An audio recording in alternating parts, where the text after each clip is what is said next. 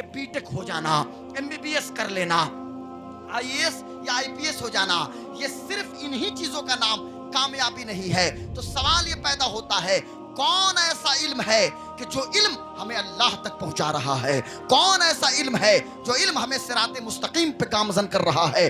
कौन ऐसा इल्म है जो इल्म हमें जन्नत के रास्ते की तरफ ले जा रहा है? कौन ऐसा इल्म है कि जिस इल्म के जरिए रब की मार्फत हो रही है? तो गुलाम गौस कादरी को कह लेने दिया जाए, ये दुनियावी उलूम बाद में है, पहले वो इल्म है जिसका मेन सोर्स कुरान है और मुस्तफा की हदीस है। यही वो उलूम है कि जिससे अल्लाह की मार्फत होती है और जो हमें जन्नत की तरफ लेके जाए। ये गुब्बारा अपने वजूद को फना करके एक पैगाम हमें दे रहा है, ऐसे थोड़ी है। हाँ, ये गुब्बारा जो अभी अपने वजूद को फना किया, ये हमें बता रहा है कि एक मुसलमान का वजूद भी अपने नबी की जात के हवाले से भी ऐसे ही होना चाहिए कि जिंदगी ये नहीं है किसी के लिए, जिंदगी है नबी की, नबी के लिए। थोड़ा सा आप बोलिए सुभान अल्लाह ताकि हम तकरीर करेंगे। सुभान अल्लाह जोर से। माशाअल्लाह। जिंदगी ये नहीं है किसी के लिए, जिंदगी है नबी की, नबी के लिए।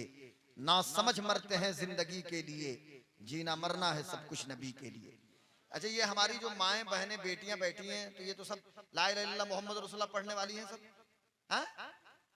तो मैं एक बात जरूर इनसे कहूंगा, ये इधर सुनिए, चच्ची, अम्मी, खाला, फुफ्फू, मामा, मम्मी, जो भी हैं, एक बात जरूर कहूंगा, जो हमारी चच्ची लोग हैं और अम्मी की उम्र के लोग हैं, उनसे मैं हाथ जोड़ के गुजारिश करूंगा कि अब आइंदा से आप लोग साड़ी मत पहनिएगा। साड़ी पहनना होगा घर में पहन लीजिएगा, कभी भी मिलाद शरीफ या कहीं भी आप आइए तो मुकम्मल सूट पहन के आइए, या साड़ी भी मत, घर में भी मत पहनिए, सूट पहनिए। वो तो स्पेशल ओकेजन वगैरह के लिए सारी चीजें हैं, लेकिन औरतों को चाहिए कि मुकम्मल सूट में रहें, या जलसा में भी आए तो पर्दे में रहें, मुरक्कबा नकाब में रहें या पर्दे में रहें। पर्दा ये क्या डिस्टर्ब कर रही है सब बार बार? उठ के जाओ सब अपने अपने घर। ला हौल वला कुव्वता इल्ला बिल्लाह। चुप रहो प्लीज, बैठो, आंगनबाड़ी में आई हो, बैठो आराम से। अल्लाह से कोई हल्ला नहीं करेगा। मैंने कहा अपनी जितनी हमारी जो बूढ़ी औरतें हैं, चच्ची, मम्मी, खाला, मामी, फूफी, अब औरतों को तो बूढ़ा कह देने पे लड़ाई हो जाती है, तो कोई बूढ़ी नहीं है, पर इतना मैं जरूर कहूंगा कि आप लोग सूट पहन के रहिए, घर में रहिए चाहे बाहर जाइए।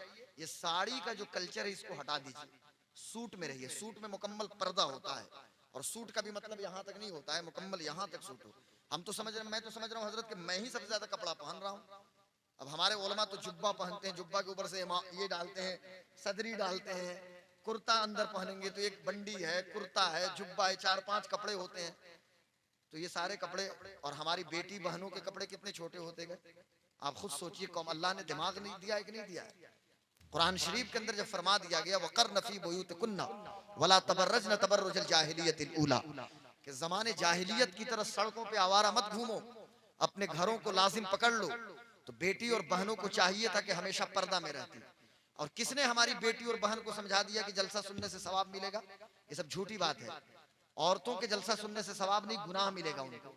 इसलिए गुनाह मिलेगा, बड़ी जिम्मेदारी के साथ बोल रहा हूँ, इसलिए गुनाह मिलेगा। तो वो तो आई हैं, वो कहेंगी भाई मैं तो किसी को नहीं देखती। अरे तुम नहीं देखती, दूसरों की निगाहें तो तुम पे पड़ रही हैं, तो तुम्हारी वजह से दूसरे तो गुनाहगार हो रहे हैं। औरतों का, औरत का मतलब क्या होता है? तो आप कहती है कि साहब मैं कहूंगा जलसा में पर्दा लगा दीजिए, तो चलो पर्दा भी लगा देंगे तो क्या हो जाएगा?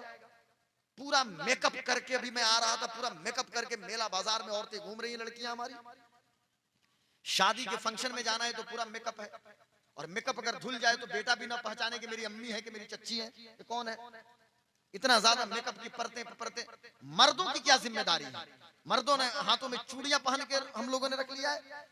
मैं पूरे खानदान और पूरे मुल्क का जिम्मेदार मैं नहीं हूं, हर शख्स अपना जिम्मेदार है।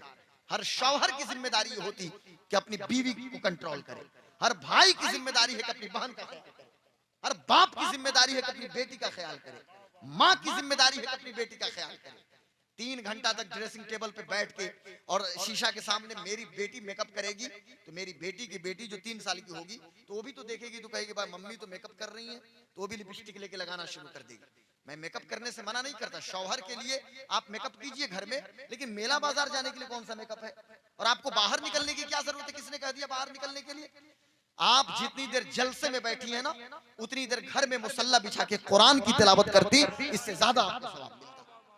जितनी देर जलसे में आके बैठी, उतनी देर मुसल्ला बिछा के दुरूद शरीफ पढ़ती, आपको ज्यादा सवाब मिलता। लेकिन चलो जब आ गई हो तो थोड़ा सा खामोश रहो, और आइंदा से कोशिश हो कि जलसे में भी आओ तो हिजाब लगा के आओ। ये हिजाब की भी एक तो पोजीशन होती है ना, हिजाब में चेहरा तो ढक ही जाता है, नकाब नहीं है तो हिजाब कर लो, अपने दुपट्टा का हिजाब कर लो, इतना तो किया जा सकता है। और जो कुछ उम्र दराज खवातीन हैं उनको चाहिए कि वो हमेशा सूट में रहें, हिजाब के साथ रहें। पर्दा बहुत जरूरी है, पर्दे का एहतमाम कीजिए। इस्लाम एक पाकीज़ा दीन है। हमारे यहाँ बेपर्दगी का कोई कॉन्सेप्ट नहीं है, कोई कॉन्सेप्ट नहीं है बेपर्दगी का। एक पीर साहब भी है ना, वो भी अपने किसी खातून को मुरीद करेंगे तो पर्दे में मुरीद करेंगे। क्या हजरत, आवाज तक का पर्दा है। हम कहां से मिसाल पेश करें पर्दे की। लेकिन मुझे गौस पाक की अम्मी याद आ रही है। चलिए उसी बारगाह में जहां से जिंदगी की नहरें रवा दवा है। ये कौन बारगाह है? ये बारगाह है शेख अब्दुल कादिर जिलानी है, जिसे दुनिया गौस आजम के नाम से जानती और पहचानती है। और मैं तो कहता हूं साहब, आला हजरत की जबान से कि तुझसे दर, दर से सग, और सग से है निस्बत मुझको, मेरी गर्दन में भी ये दूर का डोरा तेरा। और जब से गौसे आजम के दर की गुलामी मिली ना, तो हमें भी फख्र है इस निशानी के जो सग हैं नहीं मारे जाते, हश्र तक मेरे गले में रहे पट्टा तेरा। और जब से हम गौस पाक के गुलाम हुए तो मेरी किस्मत की कसम खाएं, सगाने बगदाद हिंद में भी हूं तो देता रहूं पहरा तेरा। ऐसे कोई अब्दुल कादिर, बेटा आप गौर से सुनिएगा, ऐसे कोई गौसे आजम नहीं बनता, ऐसे कोई गौसियत कुबरा के मनसब पे फायज नहीं होता। मैं मानता हूं कि मेरे शेख अब्दुल कादिर जिलानी आलम अरवाह में भी गौस थे, लेकिन बात ये नहीं है। बात तो जरा देखिए ना, किसी भी शख्सियत को जानने के लिए उसकी फैमिली बैकग्राउंड को भी जानना पड़ता है, उसके खानदानी पस मंजर को भी जानना पड़ता है। आप बड़े पीर का नाम जानते हैं ना, सब लोग बड़े पीर सरकार को जानते हैं। छोटे बच्चों से पूछिए बड़े पीर गौस पाक, औरतों से पूछिए गौस पाक की फातिहा, गौस पाक की नियाज है, गौस पाक, गौस पाक, उठते बैठते या गौस अल मदद। जरा गौस पाक के अब्बू को देखिए, गौस आजम के अब्बू जान जिनका नाम सैयद अबू सालेह मूसा जंगी दोस्त रहमतुल्लाह अलैह। थोड़ा सा इको कम करा दीजिए भाई, इको प्लीज कम कराइए। हजरत सैयद अबू सालेह मूसा जंगी दोस्त हैं। गौर कीजिएगा, रमजान का महीना नहीं चल रहा था, ये महीना आम महीना चल रहा है, लेकिन हजरत सैयद अबू सालेह मूसा जंगी दोस्त उस वक्त रोजे की हालत में थे। उनका नफल रोजा था, इधर मेरी तरफ देखिए, माइक वाले को छोड़िए, नफल रोजा उनका चल रहा था। अब रोजे की हालत में है, इतने में इफ्तार का वक्त हुआ। एक दरिया के किनारे मगरिब से पहले वजू किया और दरिया के पानी से रोजा तोड़ा है आपने, रोजा इफ्तार किया। देखा कि दरिया में एक सेब गुजर रहा है, गौसे पाक के अब्बू ने उस सेब को उठा लिया। उठाने के बाद उसी से रोजा इफ्तारी कर ली। वाकया आपने हजारों बार सुना होगा, लेकिन मुझे वाकया नहीं सुनाना, किस्सा कहानी नहीं बताना, लेकिन एक ऑथेंटिक ये वाकया, ये कोई कहानी नहीं है। सैयद अबू सालेह मूसा जंगी दोस्त, इन्होंने जब सेब खाया, सेब खाने के बाद अब दिल में ख्याल आया कि सेब किसका है, किसने दरिया में डाला है, सेब आया कहां से। आज तो पूरी प्रॉपर्टी हड़प लेने के बाद हमारे दिल में ख्याल नहीं आता कि ये प्रॉपर्टी किसकी है। आज सगे भाई की जमीन हम हड़प लेते हैं तो दिल में ख्याल नहीं आता कि भाई का हक भी क्या होता है। हमने बहनों के हक को गस्ब कर लिया, हमने अपनी फूफियों का हक गस्ब कर लिया, भाइयों का हक गस्ब कर लिया, तो हमें तो कुछ समझ में नहीं आता ना। लेकिन एक सेब है, वो भी दरिया में सेब बह रहा है। थोड़ा अगर इको कम कर लेता तो बड़ी मेहरबानी होती, लेकिन वो पता नहीं कहां चला गया है। एक सेब है, वो भी सेब दरिया में बह रहा है। सरकार गौसे आजम के अब्बू सैयद अबू सालेह मूसा जंगी, तो जरा सुनिएगा, बहुत आसान करके मैं आपके जबान में समझाने की कोशिश कर रहा हूँ। सैयद अबू सालेह अभी जवान हैं, कड़ियल जवान हैं, वो चले उसी दरिया के किनारे किनारे कि कहीं से भी तो सेब आया होगा, पता चल जाएगा। काफी दूर जाने के बाद देखा कि एक गार्डन और एक बागीचा है, उस बागीचा में तरह तरह के पेड़ पौधे हैं, उसमें सेब के भी दरख्त हैं, उसमें अंगूर के पौधे हैं, और किनके बेटे गौसे आजम है। अभी उनके अब्बू की बात चल रही है। इनके वालिद सैयद अबू सालेह मूसा जंगी दोस्त के इमाम हसन की नस्ल से हैं। अब उस बाग के दरवाजे पे गए, दरवाजा खटखटाया, दरबान ने दरवाजा खोला, आप अंदर तशरीफ ले गए और उस दरबान से पूछा कि भाई इसका मालिक कौन है। अब दरबान ने हाथ पकड़ा, मालिक के पास ले गया। उस बाग के मालिक कोई और नहीं थे, वो भी अल्लाह के वली थे, वो भी मुत्तकी थे, वो भी परहेजगार थे, लेकिन बहुत बड़े मर्चेंट थे, ताजिर थे, बिजनेसमैन थे। इसलिए मैं अपने उलमा से भी कहता हूँ, आप मस्जिद में इमामत भी कीजिए पर तिजारत भी किया कीजिए, आप मदरसे में पढ़ाइए भी पर साइड से बिजनेस भी किया कीजिए। मदरसे और मौलाना और आलिम हाफिज बनने का ये मतलब नहीं होता है कि पूरी जिंदगी मस्जिद के मुसल्ले पे गुजार लीजिए या मदरसे में रह लीजिए। हो सके तो कन्वेंट खोलिए, आप स्कूल खोलिए, इसलिए कि आप स्कूल खोलिएगा, अगर कोई इंजीनियर और डॉक्टर स्कूल खोलेगा तो सिर्फ वो A+B² की बात करेगा, लेकिन एक मौलाना स्कूल खोलेगा तो नबी की सुन्नत की बात बात करेगा, इमामुल अंबिया की बात करेगा, खातमुन नबीयीन की बात करेगा। इसलिए जरूरत यह कि हमारे हाफिज कुरान, हमारे उलमा भी स्कूल्स और कॉलेजेस को खोलने की कोशिश करें, छोटा सा मकतब ही खोल दें, लेकिन आप मकतब चलाने की कोशिश करें। इको बस कम कर दीजिए, माइक बहुत लाजवाब, बहुत शानदार है, इको कम कर दीजिए, बस थोड़ी देर, आखिरी लम्हा है, क्योंकि रात के 2 बजने हैं, 1:35 हो गए, बस थोड़ी देर गुफ्तगू सुन लीजिए ताकि मेरा यहाँ आना जायज हो जाए। खाना पीना आपके यहाँ मैंने चाय पी, पानी पिया, ये सब हलाल भी तो करना जरूरी है ना, नहीं तो ये वक्त नहीं है खिताब करने का। अल्लामा नसरुद्दीन बरकाती साहब किबला और खुशदिल भाई हमारे जानदार नकीब हैं, क्योंकि अगर खतीब न भी चाहे तो ये बुलवा लिया करते हैं, इनके अंदर ये हुनर मौजूद है, अल्लाह ने इनको उस हुनर को अता फरमाया है। इसकी साउंड खोलो, इको कम करके इसकी थोड़ी सी साउंड खोलो। अब ये जब पहुंचे तो सैयद हजरत अब्दुल्ला सुमई उस बाग के मालिक थे। ये कौन थे अब्दुल्ला सुमई? इनका नाम अब्दुल्ला था। इनके दादा पुश्त बाय पुश्त, स्टेप बाय स्टेप, इनके दादा इमाम हुसैन हैं। तो एक तरफ सामने वो आया है एक सेब बख्शवाने कि जिसके दादा इमाम हसन हैं, और जो मालिक है बाग का उसके दादा इमाम हुसैन हैं। अब देखो हसन और हुसैन के शहजादे आपस में मिल रहे हैं, एक तरफ इमाम हसन का शहजादा और एक तरफ इमाम हुसैन के बेटे। अब जब इन्होंने कहा हजरत ये बागीचा आपका है, कहने हाँ बेटा बाग तो मेरा है, बात क्या है? कहने लगे इस बाग की में जो एक सेब का दरख्त है उसकी टहनी दरिया की तरफ है और दरिया आपके बागीचा से सट के गुजर रहा है, तो मैंने वहीं से वजू बनाया था और उसी सेब से मैंने इफ्तारी कर ली, मैं चाहता हूं कि उसको माफ कर दीजिए आप। अब जब इन्होंने सर से पैर तक देखा, कहा कि भाई आज तक न जाने क्या कुछ लोग खा जाते हैं, कोई माफी नहीं मांगने आता, और एक सेब जो दरिया में गिर के बह रहा था, ये कैसा नौजवान है। जब नीचे से ऊपर देखा तो देखने वाला भी साहिब कश्फ है, जिसको देखा जा रहा है वो भी साहिब कश्फ है। साहिब कश्फ यानी बातिन के हालात को जान जाना, चूंकि अल्लाह के रसूल ने इरशाद फरमाया इत्तकू बिफिरासतिल मोमिन फइन्नहु यंजुरु बिनूरिल्लाह तआला, मोमिन की निगाह से डरो, इसलिए मोमिन की निगाह से डरो कि मोमिन अल्लाह के नूर से देखता है। बज़ाहिर तो समझ में ये आता है कि निगाहें मोमिन की हैं, पर देखने की ताकत अल्लाह की हुआ करती है। अब सामने देखने वाला कौन है? इसने देखा कि भाई इसकी पुश्त में तो एक ऐसी रूह मौजूद है, इसकी नस्ल में, कि जिसे गौसियत कुबरा के मनसब जिसे अता किया गया है, जो वक्त का गौसे आजम है।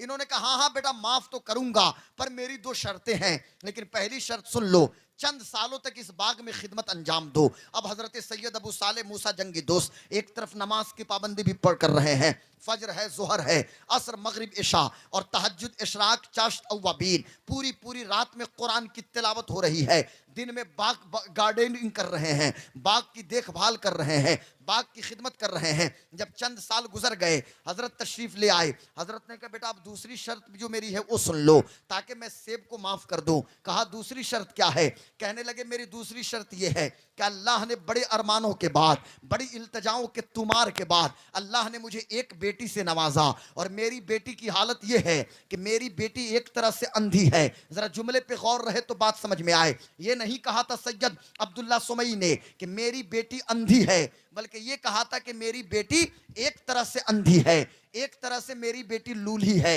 एक तरह से लंगड़ी है, एक तरह से गूंगी है। अब इन्होंने एक तरह पे गौर नहीं किया, अंधापन, लंगड़ापन और लूलापन पे गौर किया। इन्होंने कहना शुरू करते हैं बताइए हजरत बात क्या है? कहने लगे बात यह है कि मेरी बेटी से मैं चाहता हूं कि मैं तुझसे निकाह कर दूं, मैं तुझे अपना दामाद बनाना चाहता हूं, मैं अपनी बेटी को तेरे निकाह में देना चाहता हूं। हजरत सरकार अबू साले मूसा जंगी दोस्त एक लम्हे के लिए सोचे, सोचने के बाद कहा फिर आप सेब को माफ कर दीजिएगा। कहा हाँ माफ कर दूंगा। कहा कि ठीक है मैं आपकी बेटी से निकाह करने के लिए तैयार हूं। अब चंद खुरमों पे निकाह हजरत ने खुद किया है, 2 गवाहों को बुलाया, निकाह हो गया। अब जरा सुनना मुसलमानों और गौर से सुनना, हमारे बड़े पीर के बाप कौन हैं? बाप को तो देखा सैयद अबू साले मूसा जंगी दोस्त, और माँ कौन है? माँ का नाम उम्मुल खैर फातिमा है। जब ये निकाह के बाद अपनी बीवी के कमरे में गए तो बीवी ने खड़े होकर इस्तकबाल किया और बीवी कहती है अस्सलाम वालेकुम। अब हजरत ने कहा कि तुम मेरी बीवी हो, कहने लगे हाँ हाँ बीवी। हजरत पलट के भागे। जब पलट के भागे ना तो सामने वही थे, यानी हजरत के ससुर हजरत अब्दुल्ला सुमई। इन्होंने कहा बेटा क्यों भागते हो? कहा हजरत आपने तो कहा था कि आपकी बेटी अंधी है, लेकिन वो तो मुझे देख भी रही है, देखी जभी तो पहचाना कि मैं उसका शौहर हूं। आपने कहा था कि आपकी बेटी गूंगी है, लेकिन उसने तो सलाम किया और वो कहती है मैं आपकी बीवी हूं, आप मेरे शौहर हैं। आपने कहा कि आपकी बेटी लूली है, लेकिन उनका हाथ भी उठ रहा है। आपने कहा कि आपकी बेटी लंगड़ी है, लेकिन आपकी बेटी तो चल भी रही है। तो हजरत ने कहा था कि ये माइक कितना खींच क्यों रहा है? हजरत ने दुरूद शरीफ पढ़िए, अल्लाहुम्मा सल्ली। ना पानी की जरूरत नहीं है। इसको मैं चैनल वाले से कहूंगा कि इसको एडिट करके हटा दीजिएगा, नहीं तो लोग कहेंगे कि हजरत को खांसी क्यों आ गई। दुरूद शरीफ पढ़िए, अल्लाहुम्मा सल्ली अला। दुरूद शरीफ सुनाइए, अल्लाहुम्मा सल्ली अला सय्यिदिना व शफीना मौलाना मुहम्मदिन बारिक वसल्लिम सलातु व सलामन अलैका या रसूल अल्लाह। गौर से सुनिएगा, जब इन्होंने कहा कि ये तो हजरत बात कुछ और है, तो हजरत ने हाथ पकड़ लिया था सैयद अब्दुल्ला सुमई ने। कहा सुन बेटे, तुमने मेरे जुमले पे गौर नहीं किया। मैंने जो कहा था कि मेरी बेटी एक तरह से अंधी है, इसका यह मतलब नहीं कि मेरी बेटी देखती नहीं है। इसका यह मतलब है कि आज तक मेरी बेटी ने अपनी आंखों से किसी गैर मर्द को नहीं देखा, किसी गैर महरम को नहीं देखा।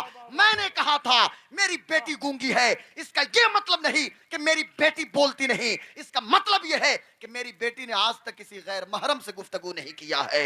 मेरी बेटी का कदम कभी गलत रास्ते पे नहीं चला, मेरी बेटी का हाथ कभी गलत रास्ते पे नहीं उठा है। इस मेरी बेटी बहरी है, इसका यह मतलब नहीं कि सुनती नहीं। इसका यह मतलब है कि किसी गैर मर्द की आवाज को नहीं सुना। अब गुलाम गौस कादरी को कह लेने दो, जब मां उम्मुल खैर फातिमा हो, इतनी मुत्तकिया और परहेजगार कि जिसकी एक एक सांस से अल्लाह अल्लाह अल्लाह की सदा बुलंद हो, 9 महीना पेट में रहने के बाद जो बेटा पैदा होता है, यकीनन गौसे आजम शेख अब्दुल कादिर जिलानी पैदा हुआ। नारे तकबीर, नारे रिसालत, फैजान शहनशाह बगदाद, उलमाए अहले सुन्नत हजरत अल्लामा प्रोफेसर गुलाम गौस कादरी साहब किबला। और सुनिए, माँ का असर, माँ का कितना असर पड़ता है पता है? गौसे आजम पैदा हुए, शेख अब्दुल कादिर जी ने माँ चूंकि हाफिजा थी कुरान की, मेडिकल साइंस कहती है आज की, चिकित्सा विज्ञान कहता है, साइकोलॉजिस्ट कहते हैं कि यूटेरस, जो यूटेरस होता है ना, यूटेरस यानी गर्भाशय, रहमे मादर, यूटेरस बाईं तरफ होता है। हम भी अपनी अम्मा के पेट में बाएं थे, अरे यहीं रहते हैं ना, माँ के पेट में यूटेरस यहाँ होता है ना। यूटेरस के अंदर यानी माँ के पेट में जो बच्चा बेटा हो या बेटी हो, सबसे ज्यादा उसके कान में किसी चीज की आवाज जाती है तो माँ के दिल की धड़कन की आवाज ज्यादा जाती है। आज की मेडिकल साइंस कह रही है कि माँ के दिल की धड़कन की आवाज ज्यादा जाती है। लेकिन मुझे कहने दिया जाए कि गौस पाक की अम्मी जान हर वक्त कुरान शरीफ पढ़ती थी, 17 पारा की हाफिजा थी। जब बेटा पैदा हुआ ना और 4 साल 4 महीना 4 दिन की उम्र में जब बिस्मिल्लाह खानी हुई तो 17 पारा कुरान आपने सुना दिया है। 17 पारा के हाफिज। आज साइंस इस बात को मान रही है कि हम माएँ जो प्रेग्नेंट होती हैं, उम्मीद से होती हैं, प्रेग्नेंट होती हैं, तो जो कुछ भी अपनी आंखों से देखती हैं उसका असर बच्चे के ज़हन पे पड़ता है, बच्चे के ज़हन पे उसका असर पड़ता है। इसलिए मैं कहना चाहता हूं कौम की बेटियों से, कौम की माओं से और अपनी बहनों से कि अगर आने वाली नस्लों को गौसे आजम का गुलाम बना के रखना है, आने वाली नस्लों को अगर गरीब नवाज का मस्ताना बना के रखना है, आने वाली नस्लों को अगर सुल्तान सलाहुद्दीन अय्यूबी, नूरुद्दीन जंगी, शेर मैसूर टीपू सुल्तान, मोहम्मद इब्ने कासिम का जानशीन बना के रखना है, तो आपको भी तहज्जुद की नमाज पढ़नी पड़ेगी, आपको भी कुरान की तिलावत करनी पड़ेगी। घर का माहौल ऐसा बना दो कि मुसल्ला बिछे, हर बेटी कुरान की तिलावत करे, हर माँ कुरान पढ़े, ताकि छोटे छोटे बच्चे भी देखें तो उनको कहने की जरूरत नहीं पड़े, बल्कि बेटी देखे अम्मी मुसल्ले पे हैं, वो भी मुसल्ला बिछा दे। बेटा देखे अब्बू मस्जिद को जा रहे हैं तो बेटा भी पीछे पीछे मस्जिद जाना शुरू कर दे। ये मतलब होता है। हमने तो तमाशा बना के रख दिया है, ऐसे थोड़ी होता है। सिर्फ मेला घूमने से होगा क्या? नमाज कौन पढ़ेगा? कौन नमाज पढ़ेगा? अभी ऐशा का वक्त चल रहा है, ऐशा का वक्त अभी चल रहा है ना 1:44 से, लेकिन ऐशा का वक्त कब तक रहता है? जब तक फजर का वक्त शुरू ना हो जाए। ये मैंने सिर्फ समझाने के लिए आपको ये इतनी बातें कर दी। अब सुनिए, बड़ी अहम बात है। कुरान शरीफ की जिस आयत करीमा की मैंने तिलावत का शरफ हासिल किया, गौर से सुनिएगा, इसलिए कि रात के 2 बजे सुनाना बहुत मुश्किल है, लेकिन आप सुन ले रहे हैं, बड़ी बात है।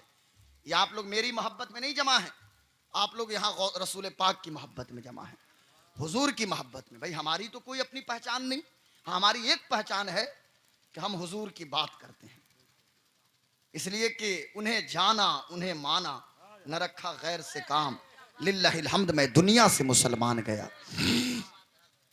अल्लाह ने फरमाया कुल रब्बी जिदनी इल्मा, ए महबूब आप फरमा दीजिए कि अल्लाह मेरे इल्म में इजाफा कर।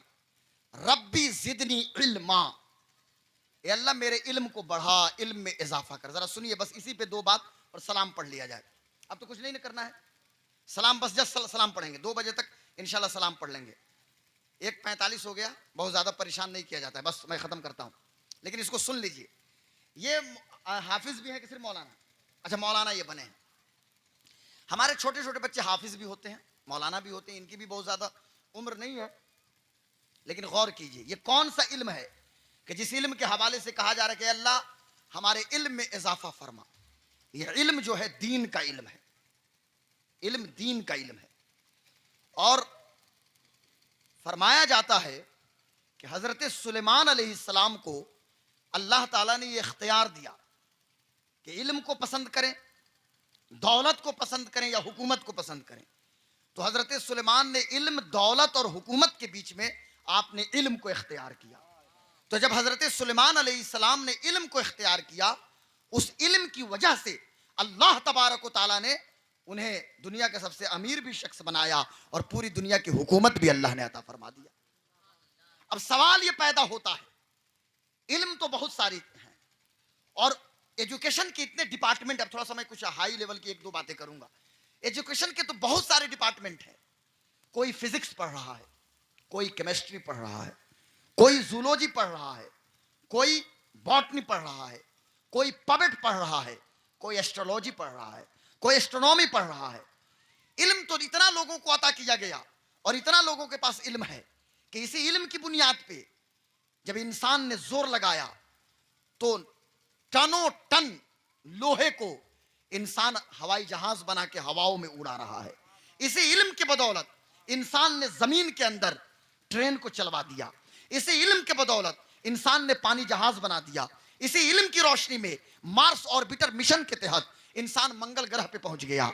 इसी इल्म की बुनियाद पे इंसान नील आर्मस्ट्रांग बन के चांद पे अपना कदम रख रहा है। सवाल ये पैदा होता है, इल्म यही तो है और यही इल्म है कि कोई इंसान एटम बम उसी इल्म की बुनियाद पे बना रहा है। लेकिन सवाल ये पैदा होता है, इल्म हासिल करने के बाद लोगों ने इस्तेमाल कहाँ किया? किसी ने एटम बम बनाया जिसके नतीजे में नागासाकी और हिरोशिमा का वजूद तबाह बर्बाद हो गया, जिसके नतीजे में पूरा जापान खत्म हो गया। इसी इल्म की बुनियाद पे कभी फर्स्ट वर्ल्ड वार हो रहा है तो कभी सेकेंड वर्ल्ड वार हो रही है। इसी इल्म की बुनियाद पे कभी कोई मारा जा रहा है, कभी कोई इलाका खत्म हो जा रहा है। लेकिन फिर भी इतना इल्म हासिल करने के बावजूद दुनिया इस नतीजे पे पहुंचती है कि जिन लोगों ने हवाई जहाज बनाया था, जिन लोगों ने पानी जहाज बनाया था, जिन लोगों ने एटम बम तक बनाया था, जिन लोगों ने मशीन गन बनाया, जिन लोगों ने दुनिया को वेपन्स दिया, जिन लोगों ने एटॉमिक वेपन्स दुनिया को दिया, उनकी हालत ये हो गई कि उनकी अपनी जिंदगी में रोशनी नाम की कोई चीज नहीं थी। रात की तारीकियों में सुसाइड करने के बारे में वो सोचा करते थे, रात की तन्हाइयों में टामक टोया मार रहे थे, मंजिल का पता नहीं पा रहे थे। अब आप कहेंगे साहब ये तो बड़े कामयाब लोग हैं, गुलाम गौस कादरी कैसी बातें कर रहे हैं? साहब कोई बीटेक इंजीनियर है, कोई आईआईटीएन है, कोई आईआईटी दिल्ली से, आईआईटी रुड़की से, आईआईटी खड़गपुर से, आईआईटी कानपुर से कोई बीटेक कर रहा है तो बड़ा कामयाब है। मैं कहूंगा अगर सिर्फ बीटेक करने की बुनियाद अगर इसी को कामयाबी नाम दे देते और आप कहते हैं साहब कोई ये सिविल इंजीनियर है, कोई मैकेनिकल इंजीनियर है, कोई कंप्यूटर इंजीनियर है, उसी को सब हम कामयाब कह दें, तो अगर इन्हीं चीजों का नाम कामयाबी है तो जिस इंजीनियरिंग की बात आप कर रहे हैं, अल्लाह ने इतनी अक्ल तो एक परिंदे को भी दिया है कि एक परिंदा जिस तरह एक सिविल इंजीनियर मकान का नक्शा बनाता है इंसानों के रहने के लिए, वैसे ही एक परिंदा अपने लिए भी तो मकान तैयार कर लेता है और वो भी तो नक्शा बना लेता है। तो फिर सवाल ये पैदा होता है बीटेक करने की बुनियाद पे या सिर्फ इंजीनियरिंग करने की बुनियाद पे वो भी अपनी मंजिल का पता भूल रहा है, मंजिल तक उसकी रसाई नहीं हो रही है। आप कहेंगे चलो एमबीबीएस को मान लें, बीएमएस को मान लें, बीओएमएस को मान लें, उसको इल्म की मार्फत हो गई। मैंने कहा नहीं नहीं, एमबीबीएस करने के बाद खून जांच के नाम पे, पेशाब जांच के नाम पे, अल्ट्रासाउंड के नाम पे, तो कभी आरसीबी के नाम पे, तो कभी लंग्स के नाम पे, तो कभी फला के नाम पे, आज यही लोग जिनको सिर्फ इल्म तो है पर वो अपने मंजिल को अपने भूल चुके हैं, उनकी रसाई अभी अपने इल्म की मार्फत तक नहीं हुई है, लोगों के खून को चूस रहे हैं। आप कहेंगे नहीं साहब वो तो डॉक्टर हैं, उनको तो बड़ा दिमाग है। तो मैं कहूंगा जितना दिमाग एक डॉक्टर के पास है, अल्लाह ने उतना दिमाग एक बंदर को भी दिया है। वो भी बीमार पड़ता है तो अपने इलाज के लिए जड़ी बूटी को ढूंढ लेता है। जड़ी बूटी तो जानवर भी तलाश लेते हैं और उनको पता है कि इस घास से फायदा है, इस घास से नुकसान है। जानवरों को भी इतना शऊर है। तो फिर कहेंगे साहब कौन कामयाब है, कामयाबी का मेयार क्या है? तो मुझे कहने दिया जाए। आप कहिएगा एडमिनिस्ट्रेशन की बुनियाद पे अगर कोई डीएम साहब हैं, प्रशासक हैं, आईएएस हैं, वो कामयाब हैं। हमने कहा कैसे आईएएस कामयाब हैं? आप कहिएगा वो आगे चलते हैं, पूरा जिला उनके पीछे चलता है। मैं कहता हूं इतना कामयाब तो शहद की मक्खी भी। शहद की मक्खियों को देखिए, शहद की मक्खियों का जो राजा मक्खी है या रानी मक्खी है वो सबसे आगे आगे है, उसके पीछे उसकी पूरी टीम चलती है। तो पता ये चला कि बीटेक हो जाना, एमबीबीएस कर लेना, आईएएस या आईपीएस हो जाना, ये सिर्फ इन्हीं चीजों का नाम कामयाबी नहीं है। तो सवाल ये पैदा होता है कौन ऐसा इल्म है कि जो इल्म हमें अल्लाह तक पहुंचा रहा है? कौन ऐसा इल्म है जो इल्म हमें सिराते मुस्तकीम पे गामजन कर रहा है? कौन ऐसा इल्म है जो इल्म हमें जन्नत के रास्ते की तरफ ले जा रहा है? कौन ऐसा इल्म है कि जिस इल्म के जरिए रब की मार्फत हो रही है? तो गुलाम गौस कादरी को कह लेने दिया जाए ये दुनियावी उलूम बाद में है, पहले वो इल्म है जिसका मेन सोर्स कुरान है और मुस्तफा की हदीस है। यही वो उलूम है कि जिससे अल्लाह की मार्फत होती है और जो हमें जन्नत की तरफ लेके जाता है।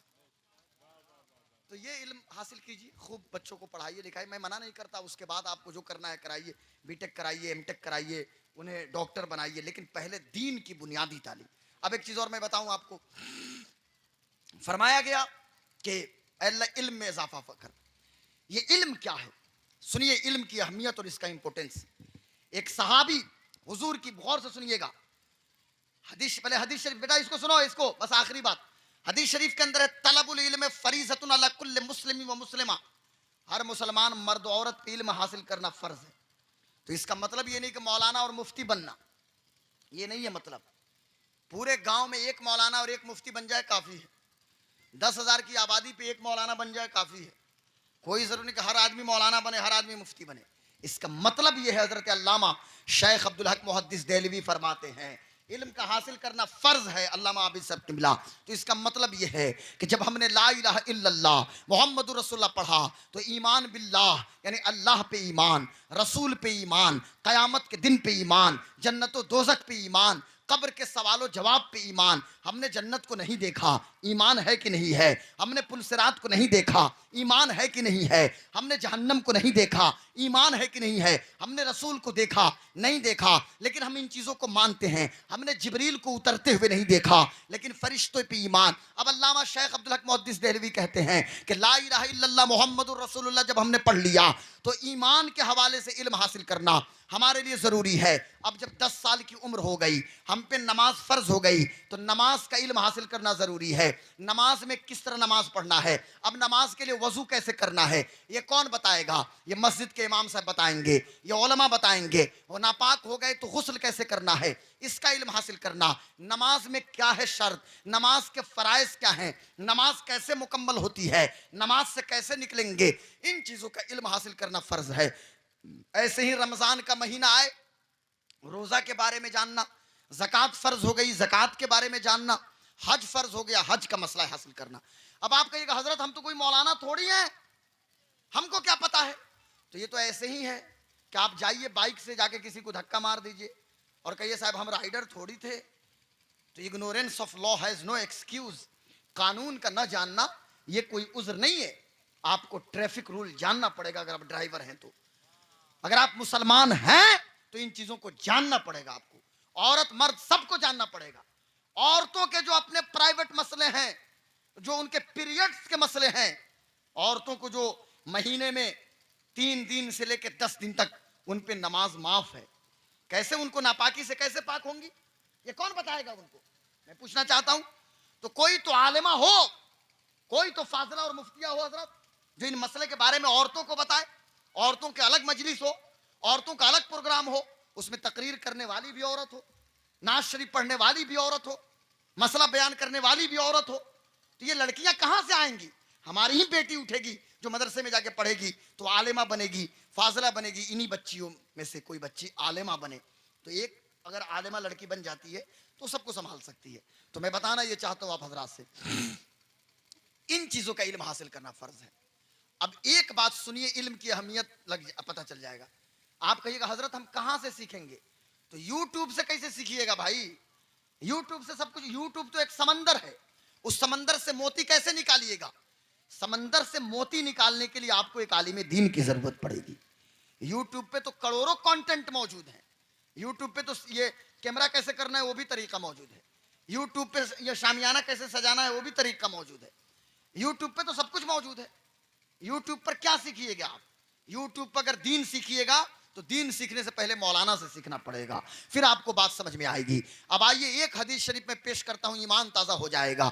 एक सहाबी हुजूर, बेटा मोबाइल रखो नीचे। एक सहाबी हुजूर की बारगाह में बैठे थे, इतने में फरिश्ते हजरत जिब्रील आए और जिब्रील ने कहा या रसूल अल्लाह, ये जो आपका दोस्त आपके सामने बैठा है बस थोड़ी देर में इसकी मौत हो जाएगी, ये इंतकाल कर जाएगा। हुजूर ने उस सहाबी से बताया कि अब आप इंतकाल करने वाले हैं। अब चूंकि असर की नमाज वो पढ़ चुके थे, असर और मगरिब के बीच की बात है। अब अल्लाह के रसूल ने उनको अमल करने के लिए बताया कि कोई बेहतरीन अमल कर लो। उन्होंने पूछा या रसूलल्लाह मेरी मौत करीब है तो मेरे लिए आप कोई नसीहत कीजिए जो अभी मैं करूं। तो रसूलुल्लाह ने फरमाया कि तुम दीन की तालीम हासिल कर लो, अब थोड़ी देर टाइम है, मुख्तसर वक्त है। हुजूर ने ये नहीं फरमाया कि बैठ जाओ जाके नमाज पढ़ना शुरू कर दो, ये नहीं कहा कि जाके दूसरा कोई काम करो। हुजूर ने फरमाया कि मसले का इल्म हासिल करो। पता ये चला तो उलमा की मजलिस में बैठना चाहिए, दीनी मसाइल पे डिस्कस करना चाहिए, पूछना चाहिए हजरत हमको वजू का तरीका सिखा दीजिए, हजरत मैं नापाक हूँ गुस्ल कैसे करना है बता दीजिए। ये सब सीखना पड़ता है भाई,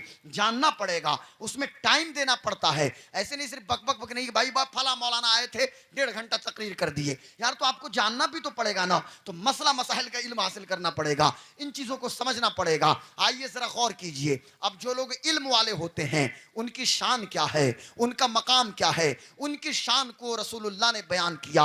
तो हुजूर ने इरशाद फरमाया खैरुकुम मन तअल्लमल कुरान व अल्लमहु, तुम में बेहतरीन शख्स वो है जो कुरान पढ़े और एक दूसरे को पढ़ाए। अब कुरान पढ़ने वाला हाफिज भी है, कुरान पढ़ने वाला कारी भी है, कुरान पढ़ने वाला आलिम भी है। बेहतरीन अमल हुजूर ने ये नहीं फरमाया आप फिजिक्स पढ़ो दूसरे को पढ़ाओ, चलो तुम्हें दुनिया का निजाम तुम्हारा चल सकता है, केमिस्ट्री पढ़ के दूसरे को पढ़ाना, बायोलॉजी पढ़ के दूसरों को पढ़ाना, बॉटनी पढ़ के दूसरे को पढ़ाना, हिस्ट्री पढ़ के दूसरे को पढ़ाना, ज्योग्राफी पढ़ के दूसरे को पढ़ाना। आपका अपना खान घर का काम चल सकता है पर दीन का काम नहीं चलेगा। लेकिन दीन और दुनिया को दुरुस्त करना है तो मुस्तफा ने इरशाद फरमाया तुम में बेहतरीन शख्स वो है जो कुरान पढ़ता भी हो और दूसरे को कुरान पढ़ाता भी हो, उससे बेहतर कोई शख्स नहीं है। ये कुरान पढ़ने वाले की शान है जी। और जो कुरान पढ़ने वाले लोग हैं जो हाफिज और आलिम हैं, तो अल्लाह के रसूल ने फरमाया कि आसमान और जमीन में जो कुछ है सब उनके लिए दुआ करते हैं, सारी मखलूकात, यहां तक के बिलों में रहने वाली चूटियां और समंदर में रहने वाली मछलियां भी एक आलिम के लिए दुआ करती हैं। अल्लामा अली कारी रहमतुल्लाह अलैह फरमाते हैं कि मछली और समंदर की तखसीस क्यों की, कि पानियों में रहने वाली मछलियों की तखसीस क्यों की है रसूलुल्लाह सल्लल्लाहु अलैहि वसल्लम ने। तो अल्लामा अली कारी फरमाते हैं बात यह है कि अल्लाह ताला बारिश नाजिल फरमाता है, इन उलमा की वजह से बारिश नाजिल फरमाता है। और पानी की सबसे ज्यादा अगर जरूरत है तो मछलियों को जरूरत है, इसलिए मछलियां उलमा के लिए दुआ करती हैं कि अल्लाह ताला आलिमों के सदके में बारिश नाजिल फरमाता है। ये आलिमों की शान है, ये मकाम है। इसलिए अपने बेटों को मौलाना बनाइए, हाफिज बनाइए, बेटियों को भी मदरसे में डालिए, आलिमा बनाइए। लेकिन इतना जरूर कहूंगा कि 3-4 काम करने की आदत डालिए, बस इसी पे बात खत्म। थोड़ा सा नींद भगाइए, तो थोड़ा सा बुलंद आवाज से दोनों हाथों को उठा के बोले तो सुभान अल्लाह, और बुलंद आवाज से, कोई नहीं तुमको नहीं उठाना, मर्द को उठाना है, हमारी बेटियां हाथ नीचे रखेंगी। बोलिए सुभान अल्लाह, अल्हम्दुलिल्लाह। अब मैं समझ गया आप जग रहे हैं। अब 3 काम मैं बता रहा हूं करने के लिए। आज रजवी दुल्हा साहब कुछ चीजों को एडिट करके हटा दीजिएगा। हाँ, जो अहम चीजें होंगी तो 2-2 5-5 मिनट उसको डालिएगा, नहीं तो लोग देखेंगे कि भाई वो तो जुब्बा कुब्बा लगा के गुलाम गौस साहब लंबी लंबी तकरीरें करते हैं, यहाँ बात कर रहे हैं। नहीं, मैं 3 चीज आपको दे रहा हूं और इस उम्मीद के साथ कि आप अमल जरूर कीजिएगा उन चीजों पे। आज अगर 10,000 तो छोड़ो, 1 लाख रुपया भी जिसकी सैलरी है ना, पैसा कमा रहा है ना, वो भी डिप्रेशन का शिकार है। एंजाइटी, डिप्रेशन, तनाव, घर में लड़ाई, आंगन में सुकून नहीं, घर में एसी भी है, सारी सहूलतें हैं, फिर भी शौहर बीवी के झगड़े, किच किच किच किच किच किच मामला लगा हुआ है। क्यों? वजह है हमने अपने लाइफ स्टाइल को बदल दिया, हम अल्लाह से दूर होते गए। हमारे पास सब कुछ है, लेकिन मैं कह दूंगा तो बहुत बुरा लगता है, हमारे पास अल्लाह नहीं है। आपके हजरत ये कौन सी मांगे? हाँ, हमने अल्लाह के लिए क्या किया? हमने तो सब कुछ हासिल कर लिया, पर अल्लाह के लिए भी तो कुछ हमको करना होगा ना। मैं कहूंगा सबसे पहली अपनी आदत को बदलिए। हम लोग तो रात भर जलसे में रहते हैं। अब जैसे 2 बज गए, हमके घर जाने में मुझको 3 बज जाएंगे, 3:30, तो अब अजान होगी फजर की, तो मेरी कोशिश होगी कि मैं फजर की नमाज पढ़ के सोऊं, नहीं तो अभी सो जाऊं तो फजर छूट जाए। आप कोशिश कीजिए औरत मर्द सब सुने, और आप हजरात भी, और जिनकी उम्र 10 साल हो गई वो भी सुने, लड़कियों की उम्र भी 10 साल हो गई वो भी सुने, और आप भी सुने। कोशिश कीजिए सुबह उठने के लिए, जब फजर की अजान हो उस वक्त उठें, या अजान के बाद उठें, और अगर मस्जिद करीब है तो जमात से जाके मस्जिद में नमाज पढ़ें फजर की, और अगर मस्जिद दूर है तो घर में पढ़ें। औरतें भी घर में उठ जाए फजर के वक्त। सूफिया फरमाते हैं कि जिस आंगन में सुबह के वक्त फजर के वक्त मुसल्ला नहीं बिछता, रहमत के फरिश्ते उससे दूर हो जाते हैं। आज कहा जाता है कि रिस्क नहीं है, बड़ी दिक्कत है, चलो मौलाना साहब से तावीज लिखवा लो, चलो मजार शरीफ पे चलो, चलो फला मौलवी साहब के पास चलो, मजार पे चादर चढ़ाओ, तावीज लिखवाओ, आमिल के पास जाओ। और लुटेरे किस्म के ये तावीज देने वाला कोई लुटेरा मौलवी मिल गया तो लूट लेगा पूरा, ईमान भी लूटेगा, पैसा भी लूटेगा, इज्जत भी लूट लेते हैं सब। ये हरामखोर किस्म के ऐसे ऐसे हैं इसमें लुटेरे। मुझे माफ करेंगे भाई, लेकिन मैं कहना चाहूंगा, हाथ जोड़ के कहूंगा, सब नहीं लुटेरे हैं, लेकिन कुछ हैं। हमारे मुफ्ती आज़म हिंद रहमतुल्लाह अलैह जब तावीज देते थे तो तावीज पे कोई हदिया नहीं लेते थे। आप कोई दे तो ले लेना रखना अलग मसला है, लेकिन आज लूटा जाता है। कहा जाएगा आपके घर के उत्तर की तरफ में कोई है जो आपको परेशान कर रहा है।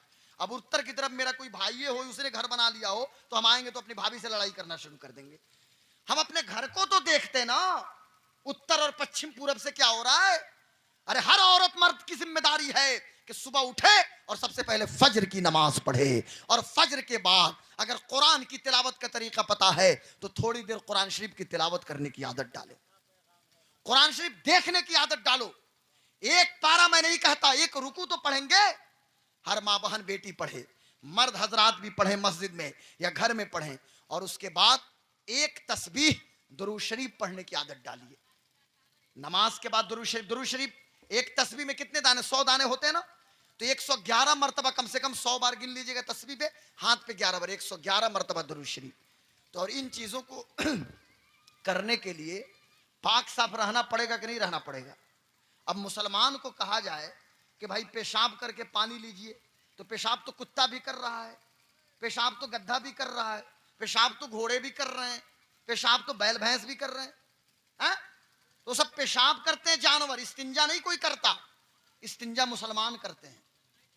पेशाब करना अलग है, इस्तिंजा करना अलग है। इस्तिंजा यानी जेनिटल एरिया को पानी से धुलना, उसको इस्तिंजा कहते हैं पेशाब के बाद। तो कपड़ा भी पाक रखिए, बदन पाक रखिए, और कपड़ा और बदन पाक रखिए। बस खत्म कर रहा हूं, बस हो गया, बस यही लास्ट है, अब सलाम पढ़ेंगे हम। कपड़ा और बदन को साफ रखिए। ये नहीं कि मुसलमान से कहा जाए कि चलिए मस्जिद में, तो कहते हैं हजरत हम पाक साफ हैं। मेरी बात समझ रहे हो भाई? बातें बुरी लगेंगी तो माफ कर दीजिएगा, लेकिन बात समझिए, पाक साफ कौन रहेगा? और आप फिर कहिएगा कॉन्स्टिट्यूशन इंडिया में ये हो रहा है, इंडिया में हो रहा है। इंडिया में क्या, किसने कर दिया आपको इंडिया में नापाक रहने के लिए? प्राइम मिनिस्टर कह रहे हैं कि तुम नापाक रहो, गृह मंत्री कह रहे हैं कि आप नापाक रहिए, अमित शाह, मुझे बताएं, कौन कह रहा है नापाक रहने के लिए? हम खुद अपने पैर पे कुल्हाड़ी मार रहे हैं, हम खुद अपने आप को नुकसान पहुंचा रहे हैं।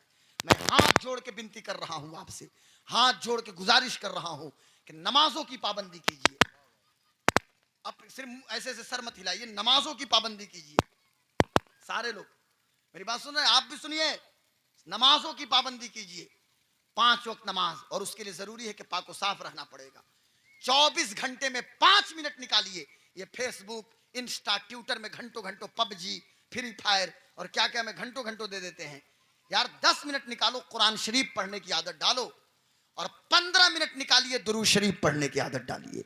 हर औरत दुरूद शरीफ पढ़ेगी, हर मर्द दुरूद शरीफ पढ़ेगा, हर बेटी दुरूद शरीफ पढ़ेगी, हर बेटा दुरूद पढ़ेगा। बस इन 3 चीजों पे अमल कर लीजिए, पूरा तनाव खत्म हो जाएगा, पूरा डिप्रेशन खत्म हो जाएगा, और जिंदगी में अल्लाह ताला सुकून अता फरमा देगा। इससे बेहतर कोई सुकून नहीं है। और पैर उतना ही पसारिए, अल्लाह ने जितनी चादर दिया है। लोन पे लोन, लोन पे लोन, बंधन बैंक ने तो तबाह कर दिया है हमारे घरों को। हाँ, यही हो रहा है हजरत। हर बेटी जाके लोन उठा ले रही है। बंधन बैंक आंगन में, ये अरे देखिएगा समूह में औरतों का इतना, हर मामले में लोन लेना, क्या जरूरत है भाई? अल्लाह ताला मशौहर मेहनत कर रहा है, अल्लाह ताला अता फरमा रहा है, उसी पे सब्र किया जाए और मेहनत की जाए। अल्लाह ने रिस्क का वादा किया है, अल्लाह के जिम्मे करम पे रिस्क है, अल्लाह जरूर अता फरमाएगा। हमें मेहनत करनी है। लोन से बचिए, सूदी कर्ज लेने देने से बचिए। ये नहीं कि बच्चे को सऊदी अरब जाना है, सूदी पे कर्जा ले लिया, सूद पे दे दिया, और वो बंदा रियाद में गया, जाके फंस गया। अब 2 साल रियाद में, उधर उसका अपना खर्च नहीं चल रहा है, और इधर सूद दर सूद दर सूद, तो फिर जमीन रजिस्ट्री हो जाएगी। मुसलमानों की तो यही हालत है, हमारी जमीनें खत्म हो रही हैं सूदी कर्जों की वजह से। इसलिए पैसों की कदर कीजिए। और मैं आखिरी बात कहूंगा कि गांजा, अफीम, चरस, स्माइकर, धतूरा, सुलेशन, खांसी का कोरेक सिरप, ये हमारे बच्चे वो भी इस्तेमाल कर रहे हैं हजरत, वो भी इस्तेमाल कर रहे हैं। और आजकल स्माइकर वाले ज्यादा बच्चे मिल रहे हैं। क्यों स्माइकर के करीब हमारा बेटा जा रहा है? ये कमी हमारी है, कमी मेरी है, बाप की कमी है। इसलिए मैं कहना चाहूंगा कि अपने बच्चों को संभाल लीजिए, खुदारा आने वाली नस्लों को संभाल लीजिए। नहीं तो मस्जिदों पे 100 फीट के मीनारे होंगे, पर कोई ऐसा बंदा नहीं होगा जो जाके सजदा करे और जाके पेशानी झुकाए। अपनी बेटियों को संभालो, नहीं तो आंगन में मार्बल तो होंगे, पर कुरान की तिलावत करने वाली कोई बेटी नहीं होगी। मेरी बातें बड़ी चुभने वाली थी, लेकिन माफ कीजिएगा, लेकिन आप सोचिएगा, ये रिकॉर्डिंग हो रही है, जाके 10 बार सुनिएगा, सोचिएगा, तो आपको लगेगा कि मौलाना जो कुछ भी बयान किए सही किए। मेरी बात समझ रहे हैं ना?